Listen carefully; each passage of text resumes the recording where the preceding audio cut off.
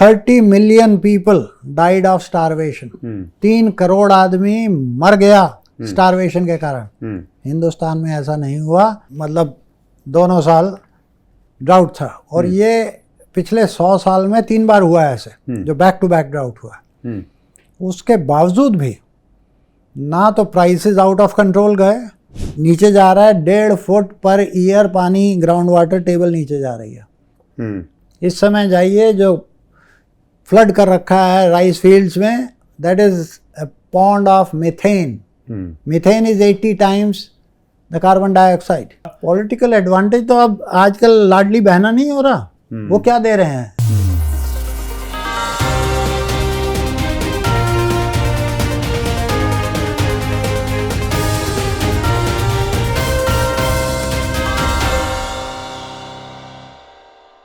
नमस्कार, मेरा नाम है पवन कुमार और डायलॉगस में आपका स्वागत है। मॉनसून इस देश में लगभग उत्तर भारत में अपनी दस्तक दे चुका है, और मॉनसून ऐसा है जिसमें फुहारें हैं, जिसमें फसल की ज़रूरत पड़ती है, जिसमें फसल में हरियाली की ज़रूरत पड़ती है। मॉनसून पिछले कई सालों से अच्छा है। 2014 के बाद इस देश में मॉनसून की हालत बहुत बेहतर है। बातें करने के लिए, मुलाकातें करने के लिए मॉनसून से और बेहतर कोई और ना वजह हो सकती है, ना जगह हो सकती है। दिल्ली में फुहारें चल रही हैं, मॉनसून पर बातचीत होगी तो कृषि पर बातचीत होगी, और जब कृषि पर बातचीत होगी तो इकोनॉमी पर बातचीत होगी। इस देश में जब कृषि पर बातचीत होगी और मॉनसून पर बातचीत होगी तो हमें एक अर्थशास्त्री को याद करना पड़ेगा। हमारे साथ आज अशोक गुलाटी साहब हैं, जो कृषि के जानकार हैं। ज़्यादा इनकी परिचय की ज़रूरत नहीं है, इस देश के टॉप अर्थशास्त्रियों में इनका नाम आता है। गुलाटी साहब, आपका स्वागत है हमारे इस कार्यक्रम में। Thank you. इस देश में एक वित्त मंत्री होते थे जिनका नाम था प्रणब मुखर्जी। वो अक्सर ये कहा करते थे जब उनका मूड अच्छा होता था तो कि see, I am not the finance minister of this country, monsoon is actually the finance minister of this country. आपने भी सुना होगा जी। क्या इस देश में monsoon is the real finance minister of this country? आप बिलीव करते हैं उसमें? देखिए, जो स्थिति आज से 40 साल 50 साल पहले थी और आज है, उसमें बहुत बदल चुका है। जी। हमारी इरिगेशन जो उस समय 25-30% पे थी, आज 50% हमारा इरिगेशन है। जी। तो इरिगेशन होने से ऊपर तो देखते हैं कि बरसात हो जाए अच्छा है जी, लेकिन जब नहीं भी होती तो भी देश में ऐसी सिचुएशन नहीं आती कि फैमिन हो जाए या बिल्कुल लोग स्टारवेशन सिचुएशन हो जाए। आप पिछले 10 साल में आपने देखा जी, 2014, 15 और 15-16 2 साल ड्राउट था। जैसे ही मोदी जी आए तो वो कहते हैं कि आते ही ओले पड़े, मतलब दोनों साल ड्राउट था, और ये पिछले 100 साल में 3 बार हुआ है ऐसे, जो बैक टू बैक ड्राउट हुआ। उसके बावजूद भी ना तो प्राइसेस आउट ऑफ कंट्रोल गए, और कोई ऐसा नहीं हुआ कि भूखमरी के कारण लोग सड़कों पे गिर रहे हों, मर रहे हों। 2 साल का ड्राउट बैक टू बैक 100 साल में 3 बार हुआ। 2014 में मोदी जी आए। 14-15 में ड्राउट ईयर, 15-16 में ड्राउट ईयर। सर, ऐसा ड्राउट ईयर नहीं था जिसमें कोई हड़कंप मचाने वाली था, मतलब उसमें मामूली बारिश में कमी थी। नहीं, मामूली स्प्रेड में ज़्यादा फर्क नहीं था सर। जब ड्राउट कहते हैं तो 10% डाउन होता है, और वो ड्राउट है, वो तो बाय डेफिनेशन है। तो उससे पहले जो आया था 2009-10 में आया था जी। और 9-10 के भी ड्राउट के बाद कोई ऐसा नहीं हुआ कि भाई सिचुएशन। देखिए, उस जमाने के जो ड्राउट्स थे जो 60s और 70s में आते थे, आप याद कीजिए चाइना में 1958 से लेके 61 द ग्रेट लीप फॉरवर्ड जो माओ त्से तुंग ने किया था, और उस समय ड्राउट आ गया। 30 million people died of starvation. 3 crore आदमी मर गया स्टारवेशन के कारण। हिंदुस्तान में ऐसा नहीं हुआ। 1943 में 1.5 to 3 मिलियन पीपल की कहानी चलती है। 1943 के बाद हिंदुस्तान में कभी कोई उस तरह का फैमिन नहीं पड़ा ड्राउट के कारण जो लोगों को इन्यूमरेबल नंबर में नहीं, पर अच्छे मानसून की वजह से ये प्रोडक्शन अच्छा हुआ, बारिश का स्प्रेड अच्छा था। कुछ जगह अगर पैची मानसून रहे तो रहे, पर ओवरऑल प्रोडक्शन ठीक था, डिस्ट्रीब्यूशन बेहतर रहा, हमें उसकी ज़रूरत नहीं पड़ी जहाँ पे हम सड़कों पे आ जाए और भुखमरी आ जाए। तो इसका श्रेय हम मानसून को देंगे या सरकार के मैनेजमेंट को देंगे या दोनों को देंगे? देखिए, इसमें सरकार ने काफ़ी, और ये सिर्फ ये वाली सरकार नहीं, हर सरकार अपना थोड़ा थोड़ा इंक्रीमेंटल इन्वेस्टमेंट करती है। और क्योंकि फूड सिक्योरिटी एक ऐसा इशू है कि अगर फूड सिक्योरिटी आप देश को नहीं दे सके तो आपकी सब पॉलिसीज फेल है, क्योंकि सबके पास पेट है और मुंह है और सबसे पहले उन्होंने खाना मांगना। ठीक है जी जी। तो उस हिसाब से आपको फूड सिक्योरिटी तो देनी होगी। अब वो सिचुएशन जो 1960s की शिप टू माउथ हम कहलवाते थे कि घर में है नहीं और पैसा भी नहीं है खरीदने के लिए और PL 480 पे जीते थे जी, तो शिप टू माउथ सिचुएशन थी। और आज हम दुनिया के राइस एक्सपोर्ट्स के सबसे बड़े एक्सपोर्टर हैं। अगर ग्लोबल ट्रेड राइस का 61 मिलियन टन है, उसमें से 20 मिलियन टन जो है वो हिंदुस्तान एक्सपोर्ट कर रहा है। तो ये सिचुएशन जो उस समय थी उससे तो बिल्कुल ही अलग है। और उसके बावजूद भी हमारे यहाँ जो स्टॉक्स पड़े हैं FCI के पास, वो जो बफर स्टॉक का नॉर्म होता है उससे 3 गुना ज़्यादा पड़े हैं। तो ये एक सक्सेस स्टोरी आपको माननी पड़ेगी कि हिंदुस्तान में जहाँ तक फूड की अवेलेबिलिटी है जी, ठीक है, उसमें तो एक अच्छी सफलता पाई है। ठीक है, तो उस हिसाब से मानसून का रोल रिलेटिवली कम होता जाता है। लेकिन अभी क्लाइमेट चेंज का जो चैलेंज आ रहा है और इंटेंसिटी और फ्रीक्वेंसी बढ़ रही है, हीट वेव्स बढ़ रही हैं, उसका क्या असर होगा वो हम आगे बात कर सकते हैं। सर, एक अर्थशास्त्री होते थे, आप लोग के कोलीग रहे होंगे, कहीं आपके दोस्त रहे होंगे, अबू सलेह शरीफ अक्सर ही बात कहते थे कि यार ऐसा क्या है, मतलब खाली एग्रीकल्चर के भरोसे अगर हम इस देश में ग्रोथ हासिल करना चाहेंगे तो बड़ा मुश्किल काम है। बिल्कुल ठीक है। वो इस दुनिया में अब नहीं है, पर उनकी बातें अक्सर मुझे याद आती है। क्या हम उस हालात में हैं जहाँ पे एग्रीकल्चर लीड ले और इस देश में ग्रोथ जो है वो एग्रीकल्चर के आधार पे ही तैयार हो? नहीं, एग्रीकल्चर के आधार पे फ्यूचर ग्रोथ नहीं हो सकती। ठीक है, जहाँ भी आप डेवलपमेंट हिस्ट्री देखेंगे पिछले 200 साल की जी, वो इंडस्ट्रियल ग्रोथ और अब सर्विसेज की ग्रोथ हो रही है। ठीक है, लोग एग्रीकल्चर से बाहर निकल के पहले मैन्युफैक्चरिंग में जाते हैं और आजकल डायरेक्ट सर्विसेज में जा रहे हैं। इस समय जो टोटल GDP है कंट्री की, उसका 55% सर्विसेज से आता है। जी, सही कह रहे हैं। एग्रीकल्चर इस समय 17-18% GDP में कंट्रीब्यूट करती है। लेकिन समस्या कहाँ है जी, कि जो लेबर फोर्स है, 46% of work force in India is engaged in agriculture. तो वो उसको कम करना है, वो तब कम होगी जब वो वहाँ से निकल के मैन्युफैक्चरिंग में जाएंगे या सर्विसेज में जाएंगे जहाँ प्रोडक्टिविटी इज़ हायर, ताकि उनकी इनकम बढ़ सके। जब तक ये नहीं होगा अभी काम अधूरा है। ठीक है, तो वो जब होगा तो अपने आप होल्डिंग साइज बढ़ना शुरू हो जाएगा क्योंकि कम लोग रहेंगे। अभी हिंदुस्तान में चाइना हमारे जैसे था, आज वहाँ जो एग्रीकल्चर में लोग हैं 23% है, हमारे यहाँ 46% है, उससे डबल। ठीक है, और हमारी जनता भी उतनी है तकरीबन जो उनकी है 1.4 उनसे थोड़ा सा 1 इंच ऊपर बढ़ गए, उससे ज़्यादा कर लिया हमने। उन्होंने 1 चाइल्ड नॉर्म किया था तो कम कर ली अपनी। सर, आप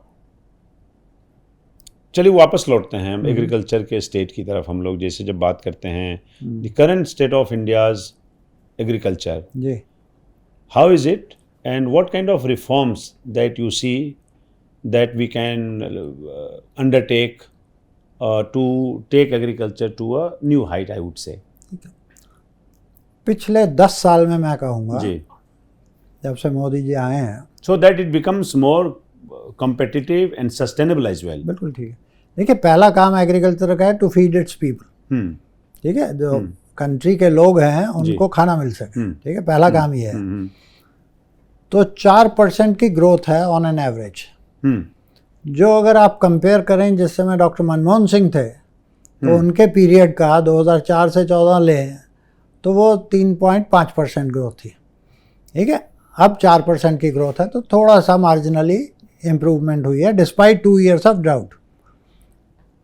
लेकिन जो पॉपुलेशन ग्रोथ है, जो 60s में हमारी 2.5% हुआ करती थी, इस समय 0.9% है, 1% से भी कम। एग्रीकल्चर कैसे बेहतर हो गया सर? आप मतलब ऐसा क्या किया है? देखिए, हमारे जैसे जो लोग हैं, आप जानकार हैं तो आपको समझ में आता होगा क्योंकि आप जो बारीकी से इंग्रेडिएंट समझते हैं, उसके रिक्वायरमेंट समझते हैं और उसका जो आउटकम आ रहा है। हमारे जैसे लोग जो एग्रीकल्चर बाहर से देखते हैं, जो लोग एग्रीकल्चर में हैं, वो भी नहीं समझ पाते हैं। तो मनमोहन सिंह के राज से लेके अभी तक, फर्ज करिए सरकार को आए हुए 11 साल हो गए, मतलब ऐसा देखने से कुछ नहीं लगता कि इन्होंने एग्रीकल्चर में they have done something substantial so that it can improve the situation in the country. मतलब ऐसा क्या बदलाव हुआ एग्रीकल्चर में जो आपको लगता है एग्रीकल्चर बेहतर हो गया? देखिए, मैं कुछ 2-3 इंडिकेशन देता हूँ जी। बहुत ज़्यादा तो डिफरेंस नहीं, 3.5% से 4% होना कोई ऐसा नहीं है कि जादू चल गया जी, ठीक है, कोई फेनोमेनल ग्रोथ नहीं है। हाँ, फिनोमिनल ग्रोथ नहीं है, लेकिन सबको फूड की कमी नहीं है, आपको किसी चीज़ की लाइन लगाने की ज़रूरत नहीं है। पहले भी नहीं थी, हमारे ज़माने में थी। मैं 2-2 घंटे खड़े होकर 2 लीटर में 70s की बात कर रहे मैं हैं। बता रहा हूँ 60s और 70s की कहानी क्या थी। सर, लिबरलाइजेशन के बाद तो कम से कम नहीं देखा। हाँ, लिबरलाइजेशन के बाद नहीं देखा, लेकिन कभी आपने सुना था कि हिंदुस्तान ने राइस एक्सपोर्ट 24-25 में इतना किया है जो Thailand plus Vietnam plus Pakistan, उनसे तीनों से मिलकर ज़्यादा।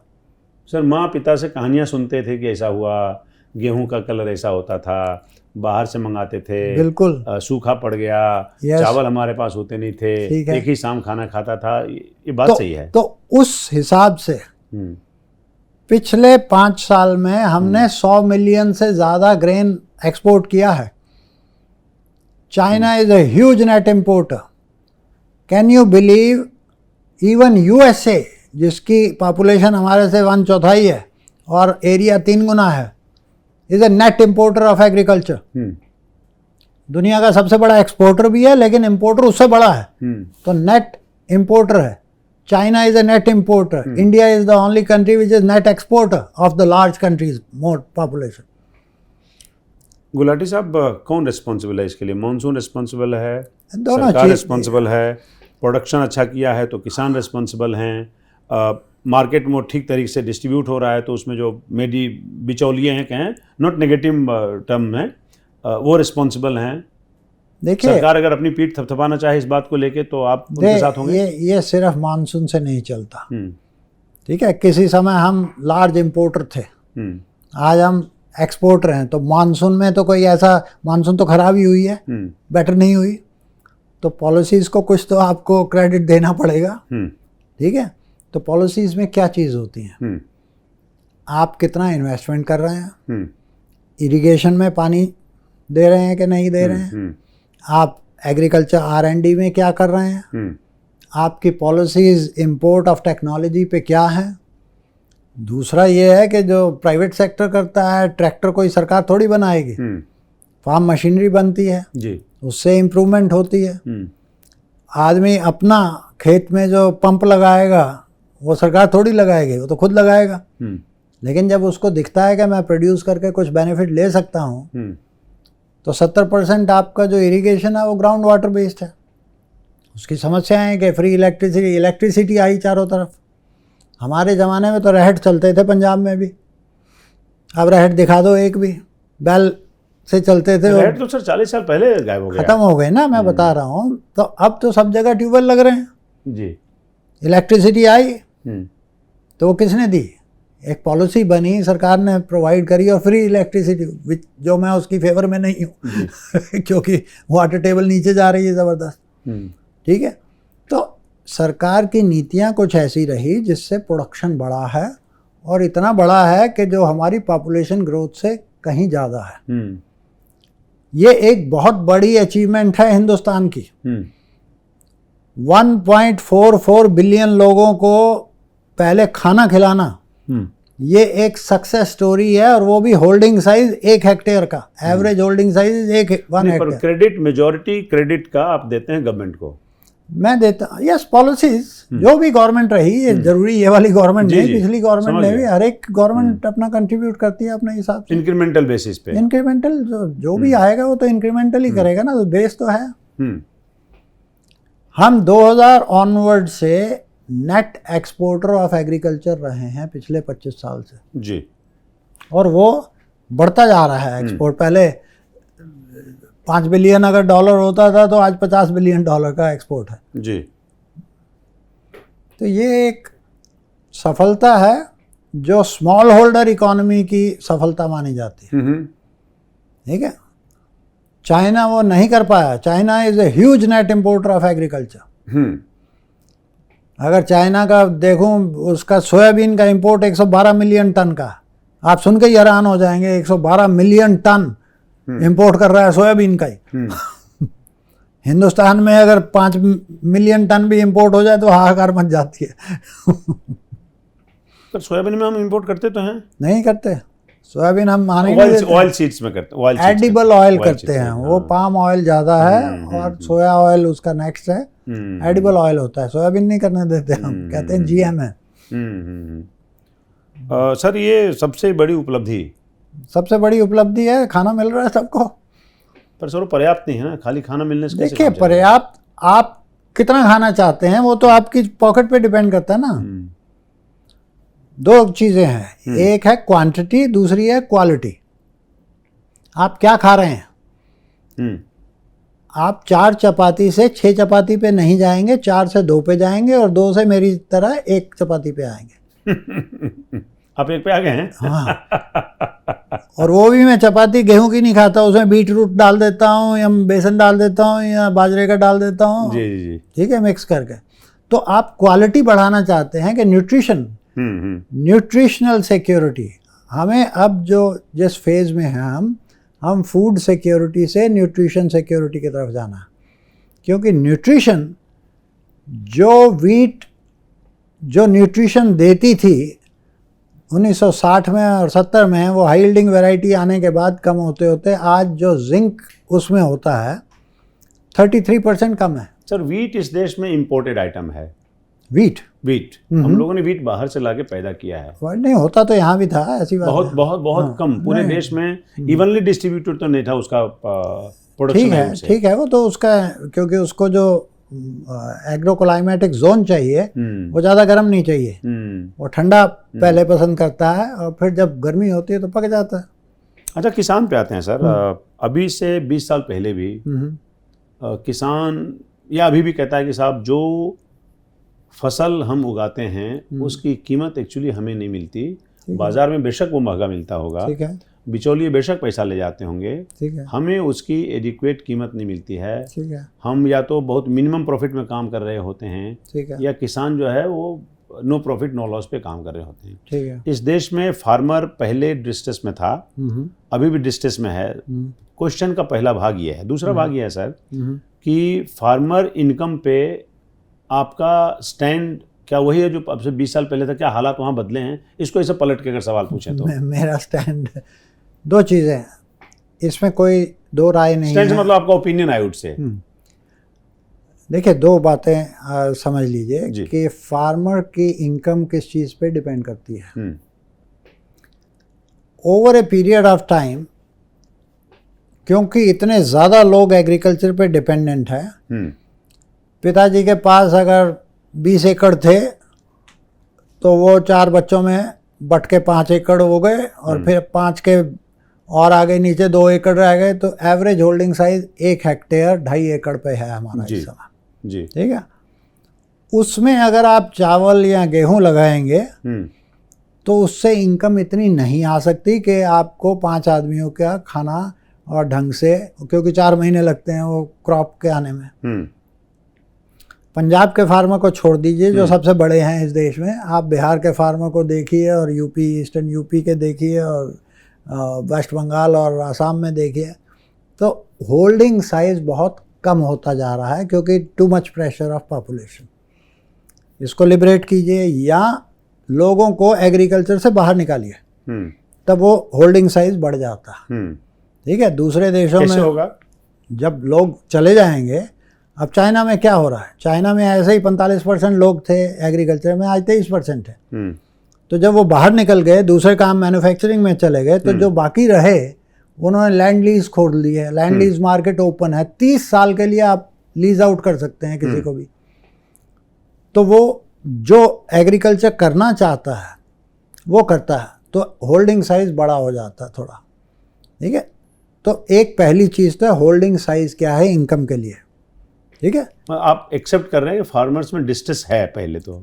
देखिए, कुछ कंपोनेंट जो कुछ हैं फार्मर्स, अब बिहार का फार्मर है, हाफ ए हेक्टेयर पे काम करता है, एवरेज होल्डिंग साइज हाफ ए हेक्टेयर। हाफ ए हेक्टेयर से क्या निकल लेगा? सो होल्डिंग साइज वन फैक्टर। और मैं वो ये कह रहा हूँ कि जो इनकम है उसमें सबसे बड़ा चीज़ है कि आप होल्डिंग साइज क्या है। मैं ऐसे फार्मर्स को जानता हूँ पंजाब में जिसके पास 5000 एकड़ पे काम करता है, 160 ट्रैक्टर हैं उसके पास, और उसका घर मेरे से 4 गुना बढ़िया है। लेकिन वो बहुत रेयर है सर। नहीं, मैं वही कह रहा हूँ, कुछ ऐसे लोग भी हैं और दूसरे बिहार के भी हैं जी, जो आधे हेक्टेयर पे काम कर रहे हैं। ठीक है, तो इनकम के लिए पहली चीज़ है होल्डिंग साइज क्या है। ठीक है। दूसरी चीज़ है आपका क्रॉपिंग पैटर्न क्या है। आप बाजरा लगा रहे हैं, राइस लगा रहे हैं, वीट लगा रहे हैं, स्टेपल क्रॉप्स लगा रहे हैं, या आप ड्रैगन फ्रूट लगा रहे हैं, ग्रेप्स लगा रहे हैं, वेजिटेबल्स लगा रहे हैं, पॉली हाउस लगा रहे हैं। पंजाब के अंदर ही मैं जब जाता हूँ राइस फार्मर के पास, तो 1 लाख रुपया पर हेक्टेयर वो बचा लेता है उसकी इनकम। उसी जगह के पास मैं दूसरे फार्मर के पास गया, वो ड्रैगन फ्रूट लगा रहा है, वाटरमेलन लगा रहा है, कैप्सिकम लगा रहा है। वो कहता 8-10 लाख रुपया 1 हेक्टेयर से निकालता हूँ मैं।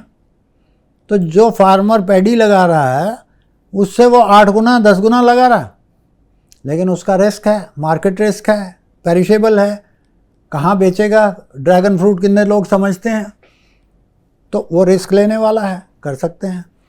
तो ऐसे से फार्मर्स हैं जो 1 हेक्टेयर में भी 5 से 10 लाख रुपया बचाते हैं। आप कह रहे हैं कि क्रॉपिंग पैटर्न तो मेन चीज़ है, पहली चीज़ होल्डिंग साइज, दूसरी चीज़ है क्रॉपिंग पैटर्न क्या है, चेंज करिए। ठीक है, हाई वैल्यू की तरफ जाएंगे। तीसरा, इस समय जो एक फार्मर की इनकम है उसमें से 40% वेजेस एंड सैलरीज है। 40%। उसके घर का एक आदमी फौज में चले गया, टीचर बन गया या ड्राइवर बन गया, कहीं ना कहीं कुछ वेजेस एंड सैलरीज, क्योंकि 1 हेक्टेयर से उसकी पूरी फैमिली खेती करके नहीं चल सकती। तो वेजेस एंड सैलरीज उसका कंपोनेंट है, तो कहाँ जाके कर रहा है। But overall on an average Hindustan के एग्रीकल्चर हाउस होल्ड की इनकम इवन 24-25 में जो हमने हिसाब किया है, रिसर्च की है, वो 20,000 के आसपास एक मंथ की मंथली इनकम है एवरेज। पंजाब में वो 3 गुना है, 2.5 गुना है, और बिहार और झारखंड में वो 12,000, 13,000, 14,000 रुपये। तो उसके लिए अगर आपको इनकम बढ़ानी है तो प्राइस जब आप डबल करेंगे, कितना डबल कर लेंगे, प्राइस से आगे नहीं बढ़ सकते। प्रोडक्टिविटी हमारी एवरेज जो ग्लोबल प्रोडक्टिविटी है उससे 25-30% कम है मोस्ट ऑफ द क्रॉप्स में। चाइना से तो 50% कम है, 40% कम है। तो एक तरफ प्रोडक्टिविटी बढ़ानी पड़ेगी, दूसरी तरफ से प्राइस जो आप कह रहे हैं, प्राइस 2 हैं, एक मार्केट का प्राइस है और एक आप जो सरकारी एमएसपी है। एमएसपी 10% से ज़्यादा लोगों को नहीं मिलता और एग्रीकल्चर की 10% से ज़्यादा प्रोड्यूस पे नहीं है। सबसे बड़ी एग्रीकल्चर प्रोडक्शन क्या है इस देश की? मिल्क। मिल्क की जो वैल्यू है वो rice plus wheat plus pulses plus sugar cane, उससे भी ज़्यादा है जी। उसका प्राइस कौन डिसाइड करता है? मार्केट डिसाइड करती है जी। ठीक है। और मिल्क में हम आज सबसे बड़े दुनिया के प्रोड्यूसर हैं और सब छोटे किसानों ने किया है। और वो चल रही है गाड़ी। हाँ, लेकिन सर वो आप तो बेहतर जानते होंगे, वो इसलिए हुआ भी क्योंकि उसका एक कॉरपोरेटाइज्ड फॉर्म आपने पहले से ईजाद किया और उसको फॉलो कर रहे हैं, तो वहाँ पे मार्केट ज़्यादा स्ट्रीमलाइंड है। क्रॉप्स के केसेज में शायद स्कैटर्ड है, इतने बड़े कोई स्ट्रॉन्ग अमूल जैसी कोई कंपनी नहीं है जो उसको स्ट्रीमलाइन करके उसको चैनलाइज कर सके। या फिर अगर ये सारी बातें मान लेते हैं तो मतलब सरकार उससे आप, क्योंकि आपके एमएसपी में मैं बहुत पढ़ता हूँ आपको, तो आप एमएसपी, मैं ये नहीं कहूँगा आप उसका विरोध करते हैं, पर आपको लगता है कि वो पैटर्न चेंज करने की ज़रूरत है। देखिए कैसे होगा, उसकी ज़रूरत क्या है, कैसे होगा, और सरकार क्यों नहीं कर पाती? देखिए एमएसपी से तो मेरा बड़ा अच्छा रिश्ता रहा है सरकार में भी वो काम किया है और मैं तो अपनी पीएचडी भी मेरी उसी चीज़ पे थी। आप सरकार कितनी चीज़ें खरीदेगी, कहाँ कहाँ खरीदेगी? हाँ, लेकिन फिर बंद क्यों नहीं करती फिर? नहीं, देखिए वीट राइस के लिए अगर आपको स्पेशल ट्रीटमेंट देनी है, आज भी क्या है, कहने को 23 क्रॉप्स के लिए आप अनाउंस करते हैं, प्रोक्योरमेंट कितनी चीज़ों का करते हैं? 90% प्रोक्योरमेंट जो है आपकी वीट राइस की है सिर्फ, और वो भी 5 स्टेट से ज़्यादा में नहीं है। ठीक है जी। सरकार कहाँ कहाँ जाके प्रोक्योर कर सकती है ये उसके बस का नहीं है। समझ गया। ठीक है, तो आप जो मिनिमम ऐसी चीज़ है, क्योंकि सरकार को अपना पब्लिक डिस्ट्रीब्यूशन सिस्टम चलाना है तो उसको कुछ प्रोक्योर करना है जी। आप पब्लिक डिस्ट्रीब्यूशन सिस्टम से शुरू होइए और कहिए कि जिसको भी हमने फूड सब्सिडी देनी है, बजाय वीट राइस के हम फूड कूपन दे देंगे। ये 500 रुपये महीने का, 700 रुपये महीने का, ये इतना ही तो सब्सिडी दे रहे हो। तो वो 700 रुपये का उसको कूपन ले दो और कहो जाके चाहे दाल खरीदनी है दाल खरीद ले, तिलहन खरीदना है तिलहन खरीद ले, दूध पीना है दूध पी ले, अंडा खरीदना है अंडा खरीद ले। और ये फूड के लिए 20 कमोडिटीज़ उसको लिस्ट कर दीजिए और जाके ले ले। वो एक मच बेटर सिस्टम होगा, उससे वो न्यूट्रिशन फूड ले सकता है, बजाय उसको वीट राइस दे दे के उसको डायबिटीज़ कर दिया आपने। आपको पता है जो मतलब इसको कह रहे हैं कि आप मार्केट पे डिपेंड रहने दीजिए उसको। आप देखिए सारी दुनिया में जहाँ थोड़ा ना मार्केट परफेक्ट है ना गवर्नमेंट परफेक्ट है, लेकिन दोनों में अगर चॉइस करनी है तो मैं मार्केट की तरफ जाऊंगा। हाँ, क्योंकि इकोनॉमिक्स तो यही नहीं 91 का रिफॉर्म क्या था जी? आप फॉरेन एक्सचेंज के नहीं, सरकार डिसाइड करेगी एक्सचेंज रेट क्या है, तो क्या हालत होती है हमारी। जैसे आज पाकिस्तान की हालत हो रही है वैसे हम कर रहे थे। $1.4 बिलियन थे ना आपके पास। जुलाई 91 में रिफॉर्म, क्या आपने सोचा था कि मुझे रिफॉर्म करना है? It was thrust upon you, out of pressure, out of requirement. $1.4 billion थे जुलाई में, 2 हफ्ते का इंपोर्ट कर सकते थे जी। आज कितने हैं? $700 बिलियन। ये किसने दिया? मार्केट इकोनॉमी ने दिया। वही चीज़ हो सकती है, आप मार्केट को फंक्शन करने दीजिए और मार्केट को दुरुस्त कीजिए। बेशक रेगुलेट करिए, आप रेगुलेट करना चाहिए। एट द मार्जिन थोड़ा सा रेगुलेशन चाहिए। हाँ। फॉरेन एक्सचेंज मार्केट में भी रेगुलेशन चलता है, लेकिन जब आप कंट्रोल करके बैठ जाएंगे कि मैं एक्सपोर्ट नहीं करने दूंगा, मैं स्टॉक नहीं करने दूंगा, और अगर ज़रा सा प्राइस ऊपर जाने लगा तो एफसीआई को चावल जो है 42 रुपये किलो पड़ता है, उसकी इकोनॉमिक कॉस्ट 42 रुपीज़ केजी, और वो 30 रुपये पे अनलोड कर देती है। 30 रुपये पे। तो what are you doing? You are doing dumping in your own country. तो आप किसके लिए डंपिंग कर रहे हैं? आप डंपिंग कर रहे हैं कंज्यूमर के लिए, प्राइस को नीचे लाने के लिए। तो फार्मर को प्राइस कहाँ से मिलेगा? फिर फार्मर कहता है मुझे एमएसपी और बढ़ाओ और बढ़ाओ। आप मार्केट ऑपरेट करने दीजिए ना। तो क्यों ऐसा क्यों नहीं हो पा रहा है? अब क्यों नहीं हो पा रहा है, इसके तो कई कारण हैं। एक तो लेगेसी है जो 1960 से चली आ रही है। आपने एमएसपी बिजनेस उस समय शुरू किया, और जहाँ पे फार्मर को ये हो गया, पंजाब हरियाणा के फार्मर को जितना मर्जी प्रोड्यूस करूं उठा के सर पे मारूंगा सरकार के। अरे भाई फार्मर बिहार का भी तो है, फार्मर वेस्ट बंगाल का भी है, वो तो नहीं ले रहे, वो तो कभी नहीं। लेकिन ये लेगेसी है क्योंकि उस समय सरकार को ज़रूरत थी। तो और पंजाब में हुआ क्या? पंजाब किस लिए फेमस था जी? मक्की की रोटी, सरसों का साग। वहाँ मक्की की रोटी नहीं दिखती, सरसों नहीं दिखती, दाल मखनी नहीं दिखती, सब गायब हो गए, बस wheat rice wheat rice wheat rice. पानी नीचे जा रहा है, 1.5 फुट पर ईयर पानी ग्राउंड वाटर टेबल नीचे जा रही है। इस समय जाइए जो फ्लड कर रखा है राइस फील्ड्स में, that is a pond of methane. Methane is 80 times the carbon dioxide. It's a disaster, ecological disaster taking place right in front of our eyes. जब तक आप पॉलिसी चेंज नहीं करेंगे, अगर गंगा बहेगी नहीं तो स्टिंक करेगी। ये 1960s की पॉलिसी 2025 में नहीं चल सकती। आप चलाना चाहते हैं तो उससे और भी उसकी इकोलॉजिकली खत्म हो जाएगा पंजाब। सो आप बिल्कुल एमएसपी बिल्कुल बंद कर देने के पक्ष में हैं? देखिए, आपको जो मिनिमम अपने लिए सिक्योरिटी स्टॉक करना है, देखिए थोड़ा बफर हर एक कंट्री को अपना रखना है। कल झगड़े हो रहे हैं, जियो पॉलिटिकल प्रॉब्लम्स हो रही हैं, तो कुछ इमरजेंसी स्टॉक चाहिए। 15-20 मिलियन टन रख लीजिए, मार्केट में जाइए खरीद लीजिए, क्या प्रॉब्लम है सरकार को? compete करें मार्केट में जाके। मिनिमम सपोर्ट प्राइस का मीनिंग था minimum. Government will enter the market जब मार्केट प्राइस कोलैप्स कर जाएगा। अभी क्या हो गया है, इसको मैक्सिमम सपोर्ट प्राइस कर दिया कि इससे ऊपर नहीं जाने देना। और उससे पहले आप जनवरी फरवरी मार्च में इतना अनलोड कर देते हैं एफसीआई से कि मार्केट प्राइस जो 2700 रुपये था वो 2000 पे ले आते हैं। This is dumping. तो बिल्कुल जो इसका ओरिजिनल मैंडेट देखिए सीएसईपी का और एफसीआई का, government was to compete with the market.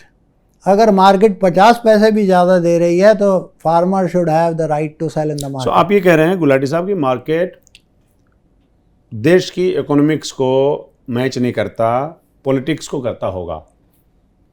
Politics क्योंकि फ्री बांटना है ना आपने, तो पॉलिटिक्स तो सारी वहाँ है, फ्री फूड की। आप, मैं कहता हूँ आपने वोट चाहिए ना, तो उसको पैसा उसकी जेब में दे दो, क्या प्रॉब्लम है? आपको वोट लेने हैं, आप व्हीट राइस उसके मुंह में क्यों ठूसी जा रहे हो? वो दूध पीना चाहता है, वो अंडा खाना चाहता है, वो मिलेट, आप एक तरफ कहते हैं मिलेट खाइए, अरे मिलेट 40 रुपए किलो बिक रहा है और व्हीट राइस उसको फ्री दिए जा रहे हैं, तो मिलेट कहाँ से खा लेगा वो? सर, मुफ्त अनाज इस देश में सरकार ने जब फैसला किया कि हम देंगे इस देश की जनता को, इसका कुछ फायदा हो रहा है हमको? देखिए, कुछ 813 मिलियन लोगों को इस समय 81 करोड़ लोगों को फ्री। हम लोग 80 crore generally rough idea 80 crore कर लीजिए, 80 करोड़ को आप फ्री दे रहे हैं 5 किलो 5 किलो, ठीक है। एक तरफ से कह रहे हैं आपकी पावर्टी, जो एक्सट्रीम पावर्टी है वो 5% रह गई है। ये 80 करोड़ जो है वो तकरीबन 57-58% ऑफ पॉपुलेशन बनता है, ठीक है। अब अगर एक्सट्रीम पावर्टी 5% है तो आप 5 का 10 कर लीजिए, 10 का 15 कर लीजिए, उससे ज़्यादा आप फ्री क्यों दे रहे हैं? सिर्फ पॉलिटिक्स है और कुछ नहीं है। मतलब ये भी एमएसपी से उपजी हुई समस्या है। जब आपको लगा कि साहब हमारे पास बहुत ज़्यादा है, इसको बांट दो, उसके दोनों फायदे हैं, इसका पॉलिटिकल एडवांटेज भी होगा। पॉलिटिकल एडवांटेज तो अब आजकल लाडली बहना नहीं हो रहा, वो क्या दे रहे हैं, ये 2000 ले लो, 1500 ले लो, ये बांटने के, वो तो वोट बैंक है और क्या है। चलिए सर, बहुत बहुत शुक्रिया आपका हमसे बात करने के लिए। धन्यवाद, बहुत बहुत धन्यवाद। प्रोडक्शन, प्रोड्यूस, एग्रीकल्चर का target, doubling of farmer income, हम उसके कितने करीब हैं, कितने आसपास हैं, अभी बहुत दूर हैं? उसमें सबसे ज़्यादा चंक जो है सोलर लगाएंगे, ऑलमोस्ट 300 मेगावाट का। अब आप एक तरफ लगा रहे हैं सोलर पार्क्स, 25 साल की इनकम उसकी 5 गुना हो जाएगी।